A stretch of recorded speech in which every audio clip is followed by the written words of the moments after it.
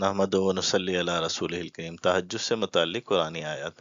سورہ اسرا میں اللہ سبحانہ و تعالیٰ فرماتا ہے، اور رات کے کچھ حصے میں قرآن کے ساتھ نماز تہجد پڑھا کریں، یہ خاص آپ کے لیے زیادہ ہے، یقیناً آپ کا رب آپ کو مقام محمود پر فائز فرمائے گا۔ سورہ فرقان میں فرمایا، اور یہ وہ لوگ ہیں جو اپنے رب کے لیے سجدہ ریزی کرتے ہیں اور قیام میں راتیں بسر کرتے ہیں۔ سورہ سجدہ میں اللہ سبحانہ و تعالیٰ فرماتے ہیں، ان کے پہلو ان کی خوابگاہوں سے جدا رہتے ہیں اور اپنے رب کو خوف اور امید کی ملی جلی کیفیت سے پکارتے ہیں، اور رات کے بعض اوقات میں بھی اس کی تسبیح کیجیے اور نمازوں کے بعد بھی۔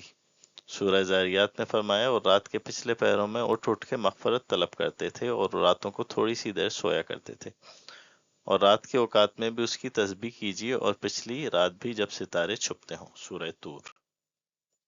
سورہ مزمل میں اللہ سبحانہ و تعالیٰ فرماتا ہے، ایک کملی کی جھرمٹ والے حبیب اپنے آپ رات کو قیام فرمایا کریں مگر تھوڑی دیر کے لیے، آدھی رات یا اس سے تھوڑا کم کر دیں یا اس پہ بھی کچھ زیادہ کر دیں، اور قرآن خوب ٹھہر ٹھہر کے پڑھا کریں۔ ہم ان قریب آپ پہ ایک بھاری فرمان نازل کریں گے، بے شک رات کا اٹھنا نفس کو سخت پامال کرتا ہے، زبان سے سیدھی بات نکالتا ہے، بے شک آپ کے لیے دن میں بہت سی مصروفیات ہوتی ہیں۔ بے شک آپ کا رب جانتا ہے کہ آپ کبھی 2/3 شب کے قریب اور کبھی نصف شب اور کبھی تہائی شب میں قیام کرتے ہیں، اور ان لوگوں کی ایک جماعت جو آپ کے ساتھ ہیں قیام میں شریک ہوتی ہے۔